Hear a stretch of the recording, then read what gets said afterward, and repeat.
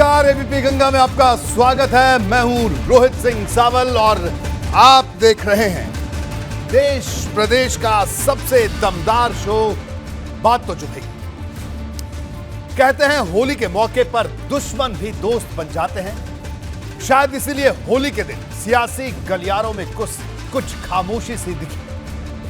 भाजपा और सपा के बीच वार पलटवार भी थमा रहा, लेकिन जैसे ही रंगों का त्योहार खत्म हुआ, फिर से राजनीति ने अपना रंग दिखाना शुरू कर दिया। आज सियासी अदावत किचन तक पहुंच गई। सपा ने आरोप लगाया कि भाजपा के महंगे सिलेंडर ने इस होली पर गुजिया की मिठास छीन। सपा ने एक नारा भी दे डाला। अखिलेश यादव ने ट्वीट किया, अब की बार छीनी मिठास। गुजिया से शुरू हुई ये लड़ाई आगे बढ़ी तो वसूली के आरोपों तक पहुंच गई। इसकी वजह सपा पर उप मुख्यमंत्री ब्रजेश पाठक के संगीन आरोप थे। उन्होंने अखिलेश यादव पर भ्रष्टाचार के आरोपों की बौछार की तो समाजवादी पार्टी ने उन्हें दौरे के नाम पर वसूली करने वाला मंत्री बता डाला। फिर तो माहौल गर्माते देर नहीं लगी। राजनीतिक बहस का रंग सुर्ख लाल हो गया।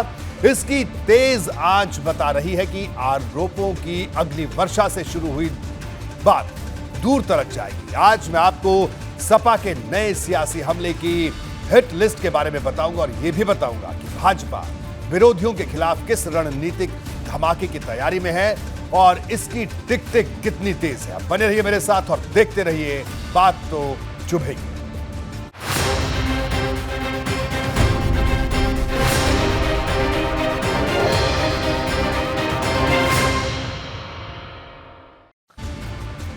ऐसा लग रहा था जैसे होली के त्योहार पर सजी थाली के हर पकवान पर सियासी नजरें थमी थी। तभी तो सपा ने गुजिया की मिठास को मोहरा बना लिया और इसके जरिए भाजपा पर कड़वा हमला बोलने में जरा भी देर नहीं की। राजनीति के इस छायावाद में गहरा संदेश छिपा है। भाजपा और सपा के बीच की एक गुजिया वाली लड़ाई कब भ्रष्टाचार पर महाभारत में बदल गई, पता ही नहीं चला। फिर जो हुआ उसने पूरे दिन राजनीतिक माहौल को गरमाए रखा।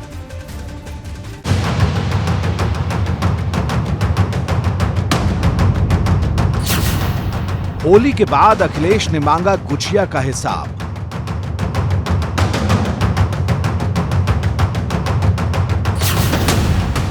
भाजपा के खिलाफ सपा का नया नारा।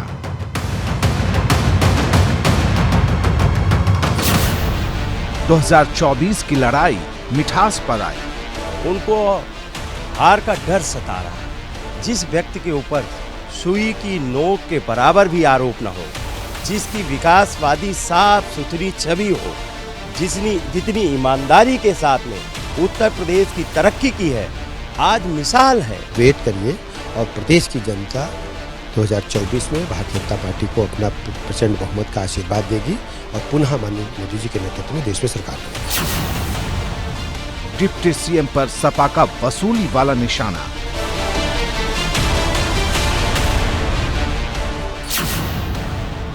ब्रजेश पाठक का अखिलेश पर चुभने वाला पलटवार। समाजवादी पार्टी का कार्यकाल अपने उद्भव काल से ही भ्रष्टाचार में एकदम आकंठ डूबा रहा है। गोमती रिवर फ्रंट घोटाला किसी से छुपा नहीं है, जिसकी इंक्वायरी सीबीआई द्वारा की जा रही है। जेपी एनआईसी घोटाला। भाजपा की टिक मैं कह सकता हूं प्रदेश के पैमाने पर ये भ्रष्टाचार करने वालों के लिए कोई पुरस्कार की घोषणा हो तो समाजवादी पार्टी के नेता अखिलेश यादव जी को भ्रष्टाचार के भूषण की उपाधि से सम्मानित किया जाना चाहिए। सपा की हिट लिस्ट।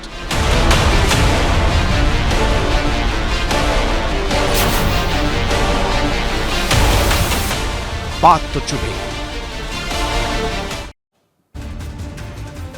अखिलेश यादव के भाजपा पर हमले का एक खास पैटर्न है। वो कभी सीएम योगी पर सीधा निशाना साधते हैं तो कभी दोनों उप मुख्यमंत्रियों पर चुभने वाला तंज करते हैं। आज के दिन उनके टारगेट पर उप मुख्यमंत्री ब्रजेश पाठक थे। सुबह तक सब ठीक था, लेकिन दोपहर तक जैसे जैसे सूरज की तपिश बढ़ी, भ्रष्टाचार के मुद्दे पर सपा और भाजपा में तूफानी संग्राम के हालात बनने लगे। इसके बाद लिहाज की हदें टूट गई। ब्रजेश पाठक ने सपा पर आरोप लगाते हुए कई घोटालों की फहरिस्त गिनाई तो सपा ने उनके लिए बेहद चुभने वाले शब्दों की बौछार कर डाली।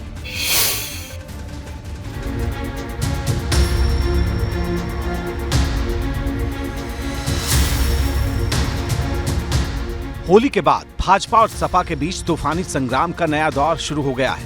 पहले मुफ्त सिलेंडर के वादे पर आर पार की जंग देखने को मिली। अब गुजिया की मिठास पर अखिलेश ने भाजपा पर कड़वा हमला बोल दिया है। सपा अध्यक्ष ने ट्वीट किया कि इस होली पर भाजपा के महंगे सिलेंडर ने गुजिया की मिठास छीन ली। जनता कह रही है कि भाजपा को हम नया नारा दे रहे हैं, अब की बार छीनी मिठास। उन्होंने कहा था कि सिलेंडर हम फ्री में देंगे। सिलेंडर दिया तो गैस सिलेंडर का रेट कितने में कर दिया? जो 350-400 का सिलेंडर था वो 1100 का पहुंच गया। और फिर उन्होंने कहा होली दीपावली में फ्री देंगे। होली भी निकल गई, उससे पहले दीपावली भी। एक सिलेंडर नहीं फ्री में दिया। महंगाई इतनी बेतहाशा है, त्योहार में लोग आम आदमी को परचेजिंग पावर खत्म हो गई। समाजवादी पार्टी की तरफ से सियासी जंग को यूं किचन तक पहुंचा देने से भाजपा सावधान हो गई। पार्टी ने फौरन पलटवार किया। सत्ता जो है वो किसी को भी किस रूप में प्राप्त हुई उसके बारे में मैं दोहराना नहीं चाहता हूँ वो वाक्य, लेकिन बुद्धि तो प्राप्त नहीं हो सकती है, तो मैं उस पर क्या टिप्पणी कर सकता हूँ। लेकिन ये तो सिर्फ शुरुआत थी। दिन चढ़ने के साथ सियासी माहौल भी गर्माता गया। इस बीच डिप्टी सीएम ब्रजेश पाठक ने अपनी प्रेस कॉन्फ्रेंस में अखिलेश और सपा पर चुपते हुए हमलों की बौछार कर दी। भ्रष्टाचार के संगीन आरोप लगाते हुए अखिलेश यादव को भ्रष्टाचार भूषण अवार्ड तक देने की मांग कर डाली। मैं कह सकता हूं प्रदेश के पैमाने पर ये भ्रष्टाचार करने वालों के लिए कोई पुरस्कार की घोषणा हो तो समाजवादी पार्टी के नेता अखिलेश यादव जी को भ्रष्टाचार के भूषण की उपाधि से सम्मानित किया जाना चाहिए। बीजेपी को झूठ और बेईमानी और भ्रष्टाचार और भ्रम पैदा करने के लिए अगर दुनिया में कोई मेडल मिले तो भारत रत्न से बीजेपी को नवाजा जाए झूठ बोलने में। उप मुख्यमंत्री का यह हमला सपा को चुभ गया। होली की खुमारी की वजह से सुबह से सुस्त दिख रहे सियासी माहौल को गरमाने के लिए समाजवादी पार्टी के मीडिया सेल ने सीधे ब्रजेश पाठक पर हमला बोल दिया। उन्हें अस्पतालों के दौरे के नाम पर वसूली करने वाला मंत्री बता डाला। सपा के मीडिया सेल के इस ट्वीट को अखिलेश यादव ने ट्वीट कर इस पर अपनी मुहर लगा दी। इसमें लिखा था, यूपी सरकार में भ्रष्ट, घूसखोर, नकारा, निकम्मा और बेशर्म मंत्री ब्रजेश पाठक सपा पर इल्जाम लगा रहा है, जबकि इस निकम्मे के स्वास्थ्य मंत्रित्व काल में अस्पतालों में दवाएं, स्ट्रेचर, व्हीलचेयर, बेड तक नहीं मिलते, अस्पतालों में डॉक्टर्स नहीं है, ये वसूली के लिए दौरे करता है। जाहिर है हमला तीखा था, इसलिए चुभने वाले पलटवार की सबको उम्मीद थी। ऐसा ही हुआ भी कि आज हमारे देश के लोग सिलेंडर की महंगाई के बारे में नहीं, राष्ट्र को जो गौरव मिला है, राष्ट्र को जो सम्मान मिला है, जो एक अनुशासित माहौल पैदा हुआ है देश में भी और प्रदेश में, उसके सापेक्ष वो किसी महंगाई को, किसी मुद्दे को बड़ा नहीं मानते। इसलिए ये एक छोटा सा विषय जरूर हो सकता है, लेकिन देश की जनता का मुद्दा ये बिल्कुल भी नहीं है। सपा कह रही है कि भ्रष्टाचार के मुद्दे पर भाजपा सिर्फ झूठे आरोप लगा रही है, लेकिन महंगाई के मुद्दे पर वो खामोश है। सपा का दावा है कि 2024 के चुनाव में जनता भाजपा को सबक सिखाकर ही दम लेगी। बीजेपी चुनाव से भी भागना चाहती है और बीजेपी आरक्षण भी खत्म नहीं देना चाहती है। ये बीजेपी का दोहरा चरित्र है। बीजेपी दिखती कुछ है, करती कुछ है, लेकिन बीजेपी के झूठ को और बीजेपी के असत्य को, और बीजेपी धोखेबाज पार्टी है, इसको सब दुनिया जान चुकी है। बीजेपी को मुंह तोड़ जवाब उत्तर प्रदेश की जनता देगी। वहीं भारतीय जनता पार्टी एलानिया तौर पर कह रही है कि जनता ने अखिलेश का टिकट तो अभी से काट दिया, क्योंकि भाजपा चुनाव के वक्त नहीं बल्कि साल के 365 दिन जनता के बीच ही रहती है। भारतीय जनता पार्टी 365 दिन जनता के बीच में रहती है, और ये जो विपक्षी दल है ये केवल चुनाव के समय ही जनता की याद करते हैं। जनता अच्छी तरह अंतर समझती है। आपने कहा आर्थिक मोर्चे पे यूपी नंबर 1 होगा। अखिलेश यादव ने ट्वीट किया है नीति आयोग की रिपोर्ट कि यूपी 22वें नंबर। आप वेट करिए, और प्रदेश की जनता 2024 में भारतीय जनता पार्टी को अपना प्रचंड बहुमत का आशीर्वाद देगी और पुनः माननीय मोदी जी के नेतृत्व में देश में सरकार बनेगी। सपा और भाजपा दोनों का ही दावा है कि 2024 में यूपी की सभी 80 में से 80 लोकसभा सीटों पर जीत का परचम लहराएंगे। इसके लिए जमीनी घमासान तो चुनावी मौसम में दिखेगा, लेकिन अभी से बुनियादी मुद्दों पर साफ तौर पर आर पार का माहौल बन चुका है। Bureau report, ABP Ganga. Lok Sabha चुनाव में अब सिर्फ 1 साल का वक्त बचा है और भाजपा इस बचे हुए 1 साल में पूरी जान लगा देने की तैयारी में जुटी है। हर बार की तरह इस बार भी भाजपा का लक्ष्य बूथ को मजबूत करने का है। इसके लिए पार्टी ने विशेष तैयारी की है। दरअसल कुछ दिन पहले ही लखनऊ से सक्रिय बूथ सशक्त मंडल अभियान की शुरुआत हुई थी। अब यह कार्यक्रम हर बूथ पर करने की तैयारी है। भाजपा की कोशिश बूथ पर 50 लाख से ज्यादा युवाओं को जिम्मेदारी सौंपने।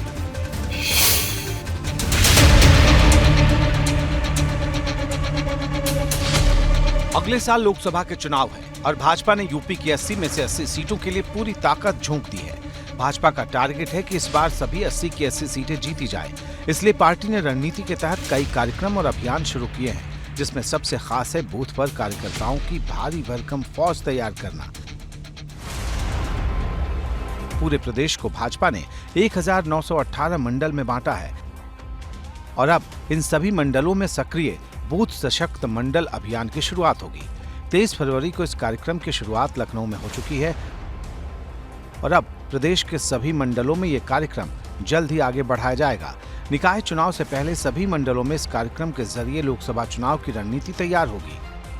बीजेपी की कोशिश ये भी है कि पूरे प्रदेश में तकरीबन 32 लाख से ज्यादा जो है वो पन्ना प्रमुख तैयार किए जाए। यानी एक बूथ पर अगर 25 पन्ना प्रमुख हैं तो कम से कम आप ये सोचिए कि 1,66,000 से ज़्यादा जो बूथ हैं वहाँ पर इनकी संख्या 32 लाख के आसपास हो जाती है। बीजेपी की एक बड़ी स्ट्रेटजी है, बड़ी रणनीति है।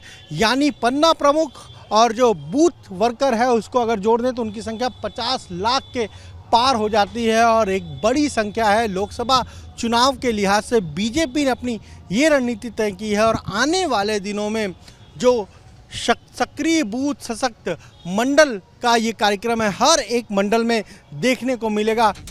हर चुनाव में भाजपा की पहली कोशिश बूथ को मजबूत करने की होती है और इस बार भी यही रणनीति पहले नंबर पर रहेगी। यूपी में लोकसभा के लिए 1,61,000 से ज्यादा बूथ हैं और इन बूथों पर भाजपा 11 सक्रिय बूथ कार्यकर्ताओं की टीम तैयार कर रही है। अगर 80 सीटों के लिहाज से देखें तो इन सक्रिय बूथ कार्यकर्ताओं की संख्या लगभग 11,77,000 के पार पहुंच जाती है और वहीं हर एक बूथ पर 25 पन्ना प्रमुख तैनात करने की तैयारी है। ऐसे में यह संख्या लगभग 35 लाख से ज्यादा की हो जाती है। इस तरह लोकसभा चुनाव के लिए भाजपा की लगभग 50 लाख कार्यकर्ताओं की फौज पूरे प्रदेश में खड़ी हो जाएगी। भारतीय जनता पार्टी लगातार जनता के बीच में रह करके राउंड द क्लॉक काम करती है। माननीय प्रधानमंत्री जी की गरीब कल्याण योजनाओं को जन जन तक पहुंचाते हैं और उत्तर प्रदेश के लिहाज से मैं कहूं कि उत्तर प्रदेश का नैरेटिव बदल चुका है। आज उत्तर प्रदेश विकास के मामले में नंबर 1 पर है और आर्थिक मोर्चे पर हम शीघ्र ही नंबर 1 आने वाले हैं। हमारा जो कार्यकर्ता हैं और भाई बहन सब मिलजुल करके हर बूथ पर जाकर के लगातार वोट प्रतिशत बढ़ाने का काम करते हैं। पार्टी के नेता साफ तौर पर कहते हैं कि भाजपा कार्यकर्ता आधारित पार्टी है और बूथ इसका अहम हिस्सा है। इसलिए पार्टी लगातार इस तरह के कार्यक्रम आगे बढ़ाती रहती है। बीजेपी कार्यकर्ता आधारित पार्टी है और संगठनात्मक दृष्टि से अनवरत कार्यक्रम चलते रहते हैं। निश्चित रूप से 2024 का जो चुनाव है पूरे भारत में मोदी जी की लहर चल रही है और हर चुनाव में मोदी जी का कद और बढ़ कर के निकलता है और हमको लगता है मोदी और योगी के कारण से उत्तर प्रदेश की सभी सीटों पर कमल का फूल खिलेगा और भारतीय जनता पार्टी जीतेगी। जाहिर है कि 2014 का लोकसभा चुनाव हो या फिर 2017 का विधानसभा चुनाव या फिर 2019 के लोकसभा चुनाव और 2022 का विधानसभा चुनाव, हर एक चुनाव में भाजपा की बूथ की रणनीति ने पार्टी को सत्ता में लाने में काफी मदद की और एक बार फिर भाजपा का फोकस इन्हीं बूथों को मजबूत करने पर है। ऐसे में विपक्षी दलों के सामने भाजपा चुनाव से पहले एक मजबूत चुनौती खड़ी करने की तैयारी में है। एबीपी गंगा के लिए लखनऊ से अनुभव शुक्ला की रिपोर्ट। तो यूपी की सियासत में आने वाले लोकसभा चुनाव में बड़ा उलटफेर दिखाई दे सकता है, क्योंकि हाल ही में अखिलेश यादव ने अमेठी से ऐलान किया था कि इस बार सपा गठबंधन सभी 80 सीटों पर चुनाव लड़ेगा। यानी जिस रायबरेली और अमेठी से सपा अब तक प्रत्याशी नहीं उतारती थी, वहां भी लड़ाई दिलचस्प हो सकती है। अखिलेश यादव का ये ऐलान कांग्रेस को चुभा है, जिसके बाद कांग्रेस नेताओं ने अखिलेश यादव पर पलटवार तेज कर दिया। अजय राय से लेकर प्रमोद तिवारी तक ने समाजवादी पार्टी पर चुभने वाला तंज कसा है।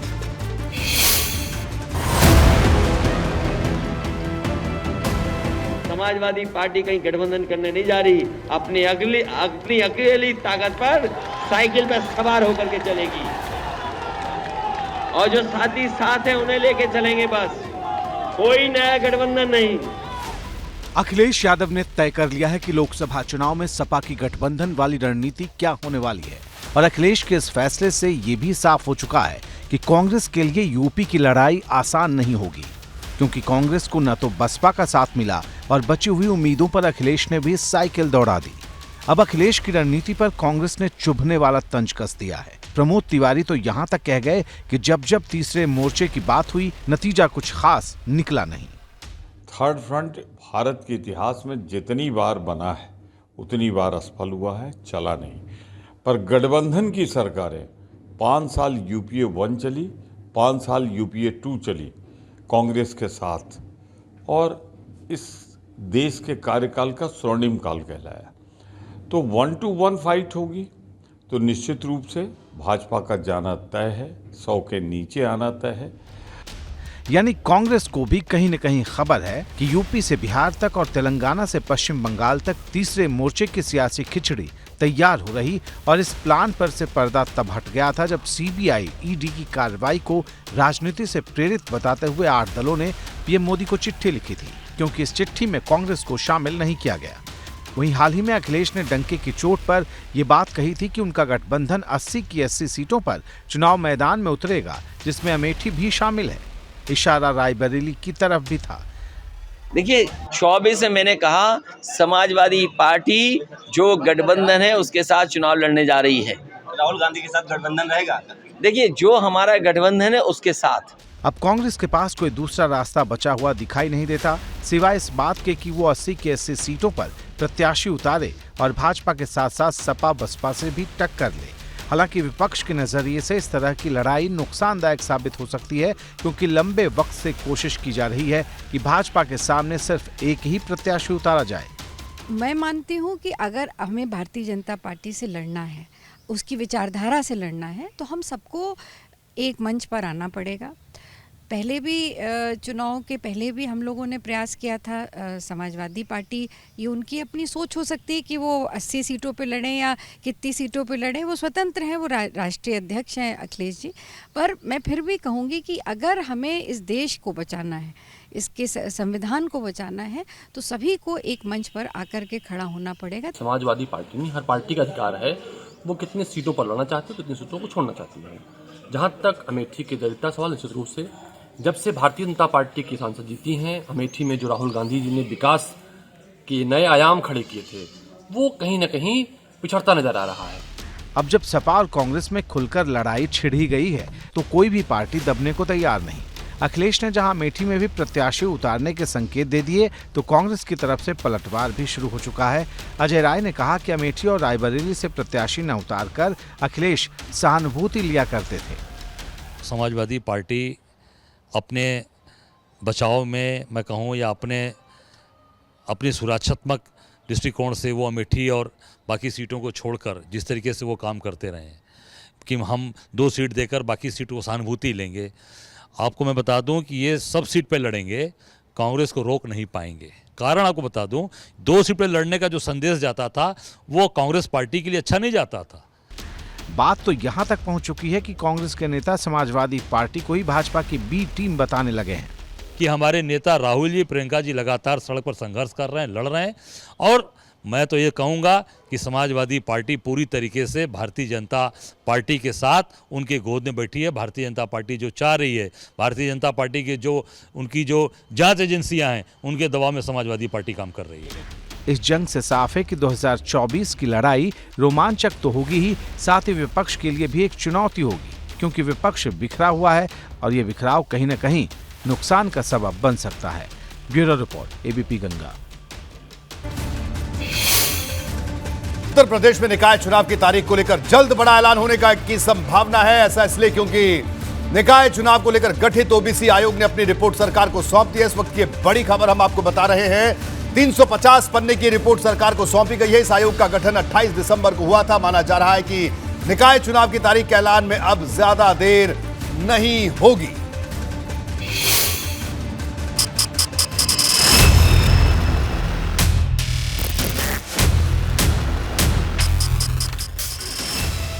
यूपी के चुनावी पिच पर बहुत जल्द फिर एक बार भाजपा और सपा की टक्कर होने वाली है। सूत्रों के हवाले से खबर है कि निकाय चुनाव के लिए जिस आयोग को सर्वे की जिम्मेदारी सौंपी गई थी, उसने अपना काम बकायदा पूरा कर लिया है। ओबीसी आयोग ने रिपोर्ट भी तैयार कर ली है और बहुत जल्द ये रिपोर्ट सरकार की टेबल तक भी पहुंच जाएगी। सूत्र बताते हैं कि ये रिपोर्ट 300 से ज्यादा पन्ने की है। उत्तर प्रदेश में निकाय चुनाव में आरक्षण के निर्धारण के लिए गठित किए गए उत्तर प्रदेश राज्य स्थानीय निकाय समर्पित पिछड़ा वर्ग आयोग ने अपनी रिपोर्ट तैयार कर ली है। सूत्रों की माने तो ये रिपोर्ट 300 पेज से अधिक की है, जिसे कभी भी शासन को सौंपा जा सकता है। शासन को रिपोर्ट सौंपे जाने के बाद किसी भी वक्त उत्तर प्रदेश में निकाय चुनाव की तारीखों को लेकर ऐलान किया जा सकता है। जैसे ही आयोग की सर्वे रिपोर्ट सरकार के हाथ आएगी, इसके कुछ समय बाद ही निकाय चुनाव का ऐलान हो सकता है। इसी रिपोर्ट के आधार पर निकाय चुनाव में आरक्षण का निर्धारण होगा, क्योंकि रिजर्वेशन के चलते ही निकाय चुनाव में देरी हुई, जिसके बाद आयोग ने 31 मार्च तक रिपोर्ट सौंपने की बात कही थी। अब हर दल को इस रिपोर्ट के पेश होने के बाद चुनाव आयोग की तारीख का इंतजार है। समाजवादी पार्टी पूरी तरह से पहले भी तैयार थी, अब भी तैयार है। समाजवादी पार्टी की पूरी तैयारी है और जनता की भी पूरी तैयारी थी, लेकिन बीजेपी नहीं तैयार थी। बीजेपी को हार का डर सता रहा था, इसलिए बीजेपी ने हाईकोर्ट में फंसा दिया। हाईकोर्ट में सही तथ्य नहीं रखे और बीजेपी आरक्षण विरोधी है, ये सबको जगजाहिर हो गया। सही तथ्य न रखने की वजह से हाईकोर्ट में आरक्षण खत्म कर दिया था। आयोग ने सभी 75 जिलों का दौरा कर ये रिपोर्ट तैयार की है।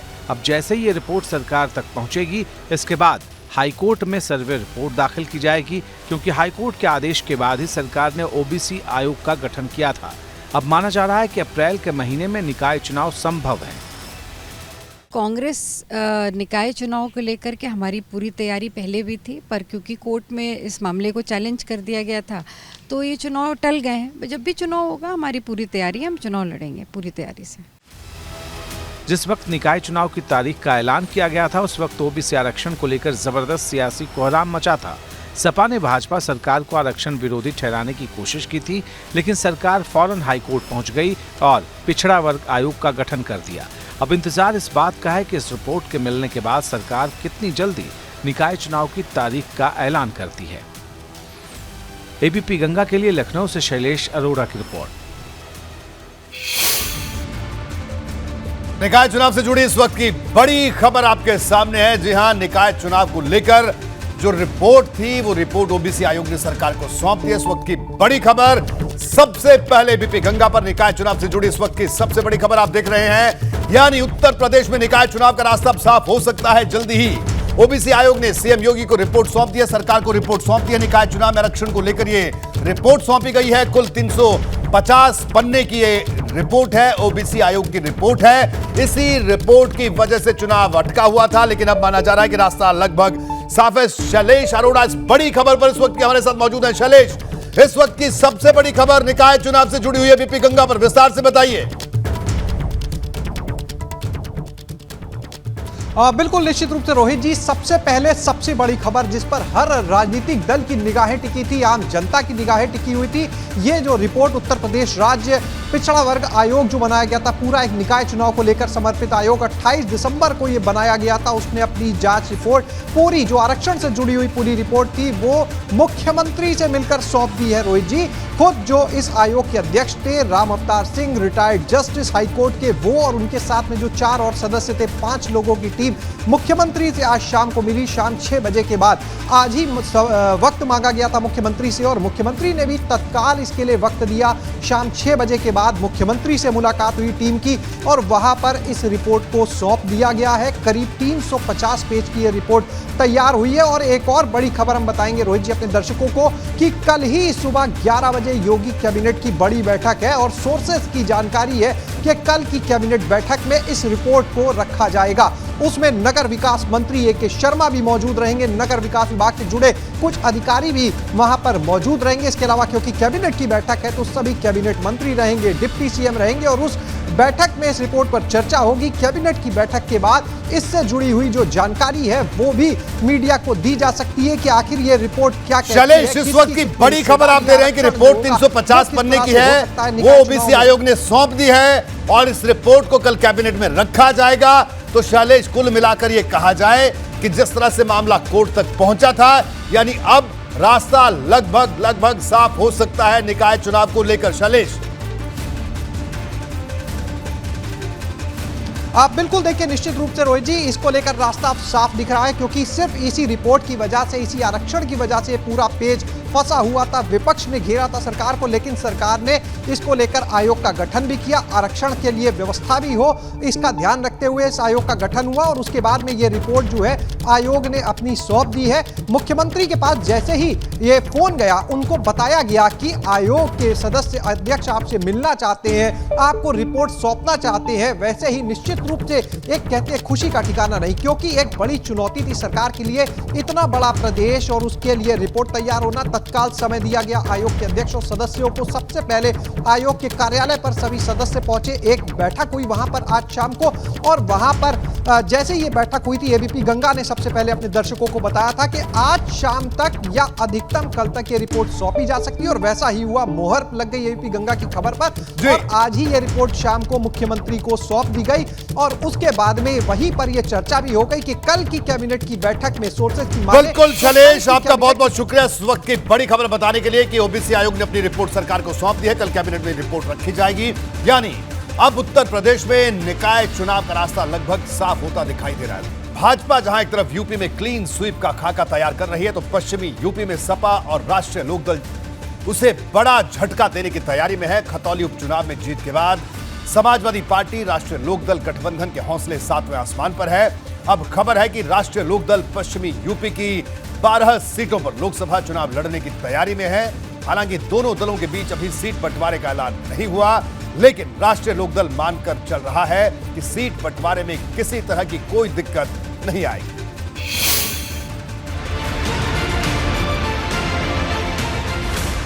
अखिलेश यादव ने जैसे ही पुराने गठबंधन के साथ नई जंग का ऐलान किया, पूर्वांचल से लेकर पश्चिमी यूपी तक माहौल गर्मा गया, क्योंकि अब ये सवाल बड़ा हो गया है कि राष्ट्रीय लोकदल आखिर कितनी सीटों पर लोकसभा चुनाव में मैदान में उतरने की तैयारी में है।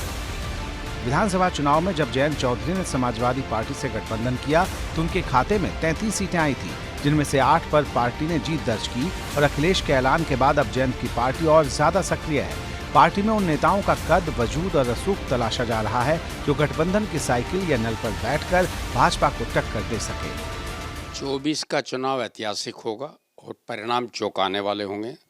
हम सब का भरोसा है गठबंधन भारी बहुमत से उत्तर प्रदेश में जीतेगा।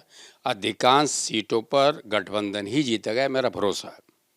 मगर ये भी मेरा विश्वास है कि गठबंधन में लेन देन होता है, आपस में सद्भावनाओं के साथ समझौते होते हैं, और समझौते के अनुसार जो भी समझौता हो हम मिल करके, क्योंकि हमारा लक्ष्य भाजपा को हराना है, हम सब मजबूती के साथ हर सीट पर लड़ेंगे।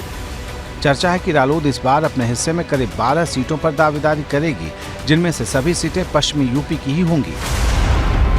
इनमें बागपत, मुजफ्फरनगर, कैराना, सहारनपुर, मेरठ, बिजनौर, नगीना, मथुरा, अमरोहा, हाथरस, अलीगढ़ और आगरा की सीट शामिल है।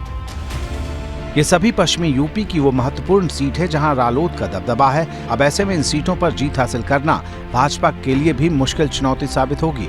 चर्चा ये भी है कि इन सीटों पर सिंबल भले सपा का रहेगा, लेकिन प्रत्याशी रालोद का हो सकता है। यानी पश्चिम में भाजपा को घेरने का तगड़ा प्लान तैयार हो रहा और आरएलडी और सपा के बीच इस पर मंथन आगे बढ़ रहा है।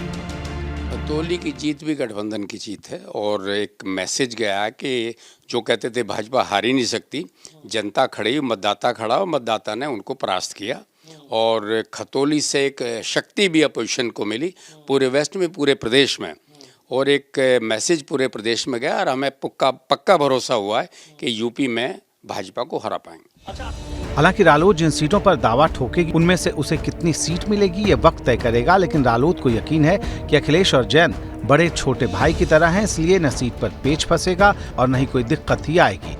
दोनों नेता ही, जयंत जी और अखिलेश जी, बहुत सुलझे हुए नेता हैं। उनको प्रदेश की बहुत जानकारी, अनुभव है। अखिलेश जी ने प्रदेश का नेतृत्व किया है और परंपरागत भी वो राजनीतिक के सारे पहलुओं को जानते हैं। हमें आशा है कि बड़े भाई छोटे भाई होने के नाते समझौते अच्छे होंगे और एक दूसरे को समझकर समझौते होंगे।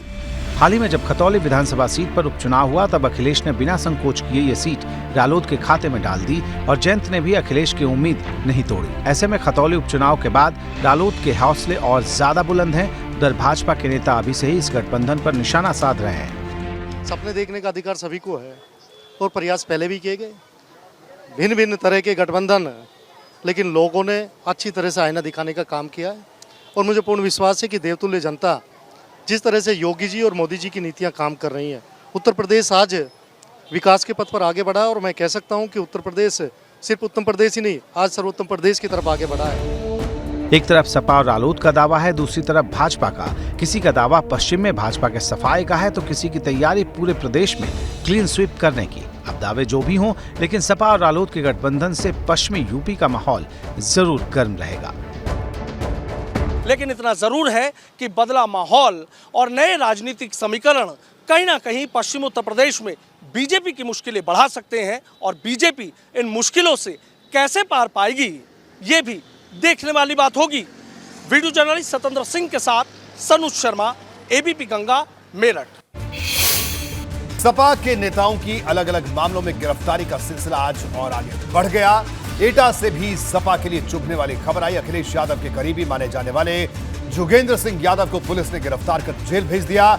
जोगेंद्र सिंह यादव 25,000 रुपए का इनामी घोषित था, उन्हें मथुरा से गिरफ्तार किया गया। इससे पहले जोगेंद्र सिंह यादव के भाई और पूर्व विधायक रामेश्वर यादव को भी गिरफ्तार किया जा चुका है। जैसे ही जोगेंद्र सिंह यादव की गिरफ्तारी की खबर सामने आई, एटा जेल के बाहर समर्थकों की भीड़ पहुंच गई।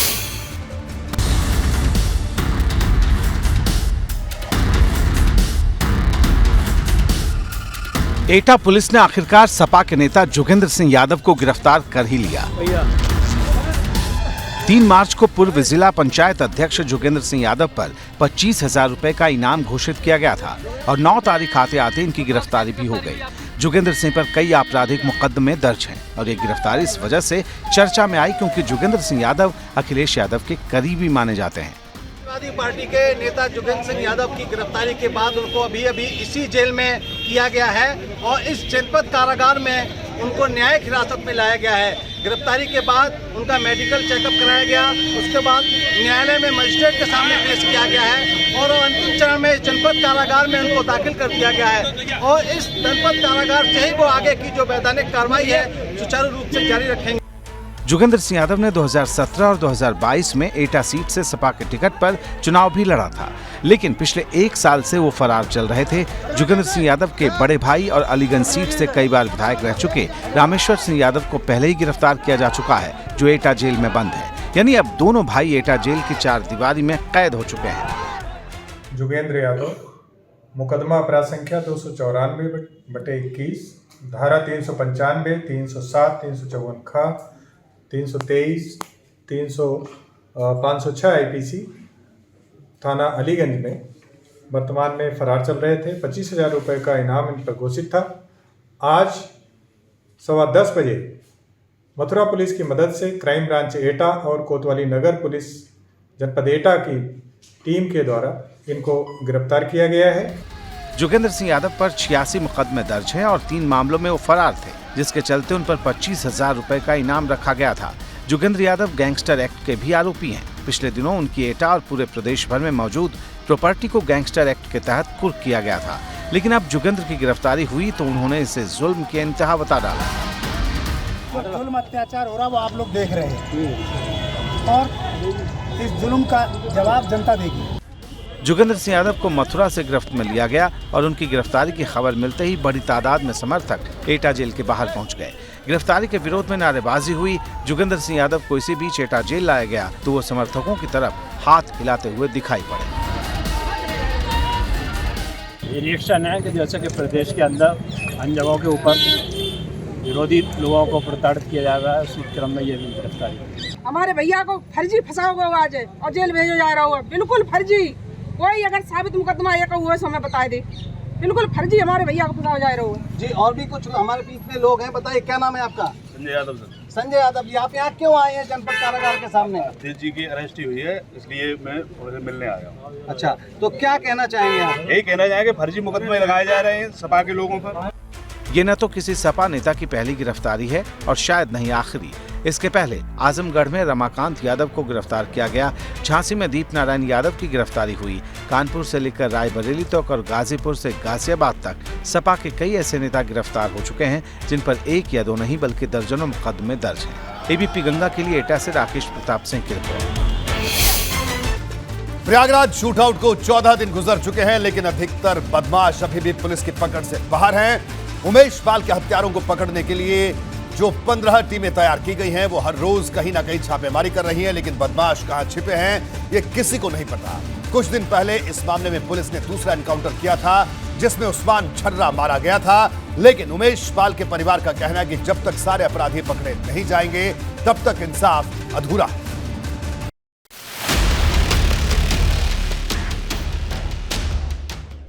प्रयागराज के इस गोलीकांड को करीब 2 हफ्ते बीत चुके हैं, लेकिन पुलिस अब तक फरार आरोपियों को गिरफ्तार नहीं कर पाई है। पुलिस के पास इस बात को लेकर हाथ खाली हैं कि गोली और बम चलाने वाले अधिकतर बदमाश कहां हैं। इस कांड में जिस उमेश पाल को निशाना बनाया गया था, उनकी 13वीं का कार्यक्रम तो हुआ, लेकिन सिर्फ प्रतीक के तौर पर, क्योंकि परिवार वालों ने परंपरागत तरीके से 13वीं नहीं मनाई। सिर्फ शांति पाठ हुआ, जिसमें घर के लोग ही शामिल हुए। मैं बार बार वही अपील करूंगी कि जिसने किया है उसको जड़ से खत्म कर दे। न्याय मांग रही हूँ उनसे, बाकी और कुछ नहीं। 13 दिन बीतने को है, जिस तरीके से पुलिस की क्या कार्रवाई, प्रशासन अपना काम कर रही है, बाकी सब बाबा जी पे छोड़ दिया है। वही हमारे पिता है, वही सब कुछ अच्छा बुरा देखेंगे हमारा। हम तो यही कहा कि बेटा एक भाई का एक भाई हो, तुम एक औलाद हो, कहा ना हम हैं, इसके अलावा कोई बात नहीं भाई, इसके अलावा भैया से कोई बात नहीं पाई। अच्छा, क्या चाहती हैं आप? अब बस हम पूरा मुख्यमंत्री के ऊपर छोड़ दिए, हम कुछ करे ला नहीं, हमारा लाल उठ के चला गया, हम एकदम बेकार हो गए। अब जो कुछ फैसला है उन्हें इनके हाथ में है। उमेश पाल की 13वीं में किसी रिश्तेदार या पड़ोसी को भी बुलाया नहीं गया था।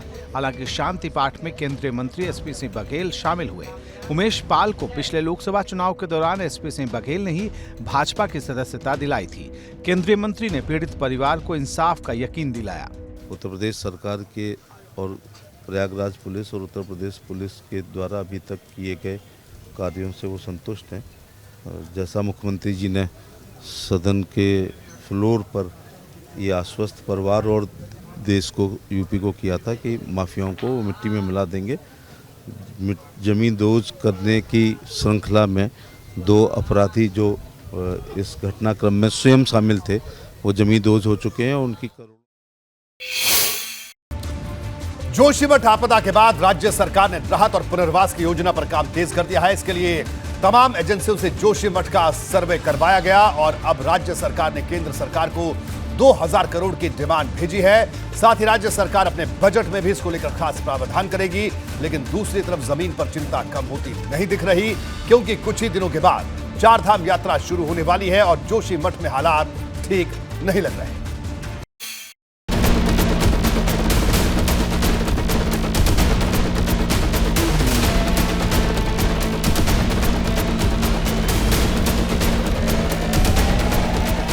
अप्रैल में बद्रीनाथ धाम के कपाट खुलने हैं, लेकिन बद्रीनाथ का द्वार जोशीमठ अभी भी चिंता की वजह बना हुआ है। यहाँ हो रहे जमीन के धंसाव की चपेट में हाईवे भी पूरी तरह से आ चुका। ऐसे में जब यात्रा के दौरान हजारों की संख्या में वाहन यहाँ से गुजरेंगे तो खतरे से इनकार नहीं किया जा सकता। हालांकि इस खतरे को कम करने के लिए सरकार लगातार काम कर रही है। जोशीमठ राहत पैकेज के लिए राज्य सरकार ने केंद्र को 2000 करोड़ का प्रस्ताव भेजा है और जल्द ही सरकार को केंद्र से इस मदद के मिलने की उम्मीद है। इनमें से 1000 करोड़ रुपए विस्थापन और 1000 करोड़ इंफ्रास्ट्रक्चर के साथ साथ दूसरे कामों पर खर्च होगा। भारत सरकार को जो पैकेज की डिमांड करनी है, वो डिमांड हमारी ऑलरेडी जा चुके हैं। एनडीएमए के लेवल पर वहाँ के जितने भी स्पेशलिस्ट एजेंसीज ने स्टडी किया था, उनकी रिपोर्ट्स को संकलित करते हुए अंतिमीकरण के लिए पीएमओ के पास भेजा हुआ है। स्टेट की जो पैकेज की डिमांड है वो भी पीएमओ के पास भेजा हुआ है। तो बहुत जल्दी वहाँ से कुछ डिसीजन हमारे फेवर में आ जाएंगे। राहत की बात यह भी है कि जोशीमठ में दरारों के आने का सिलसिला भी कम हुआ है। यात्रा से पहले सभी व्यवस्थाएं दुरुस्त कराई जा रही हैं। सरकार का दावा है कि श्रद्धालुओं को किसी तरह की दिक्कत नहीं होने दी जाएगी। देखिए, जोशीमठ में अभी दसाव पिछले कुछ दिनों से कम हुआ है और जो पैकेज को लेकर के जो बिल्डिंग का मुआवजा है, ये डिस्ट्रीब्यूशन भी शुरू हो गया है। केंद्र से आने वाली मदद एक तरफ और राज्य सरकार ने बजट में जो 1000 करोड़ का प्रावधान किया है वो दूसरी तरफ, यानी जोशीमठ की दिक्कत को दूर करने के लिए पैसे की कमी बिल्कुल रास्ते में बाधक नहीं बनने दी जाएगी, ऐसा ऐलान किया जा रहा है। हालांकि ये बात दूसरी है कि लोगों का गुस्सा अभी तक कम नहीं हुआ। 8 मार्च को जहां पूरा देश होली के रंग में सराबोर था, तो आपदा प्रभावित लोग घर महिलाएं होली के दिन भी आंदोलन पर डटी रही। लोगों का दर्द अपनी जगह है, लेकिन दूसरी तरफ सरकार भी इस चुनौती से निपटने के लिए लगातार काम करती दिखाई दे रही। सीएम पुष्कर सिंह धामी शुक्रवार की शाम को दिल्ली पहुंचेंगे। शनिवार को जोशीमठ आपदा पर एनडीएमए की बैठक होनी है, जिसमें सीएम धामी शामिल होंगे। Bureau report, ABP Ganga.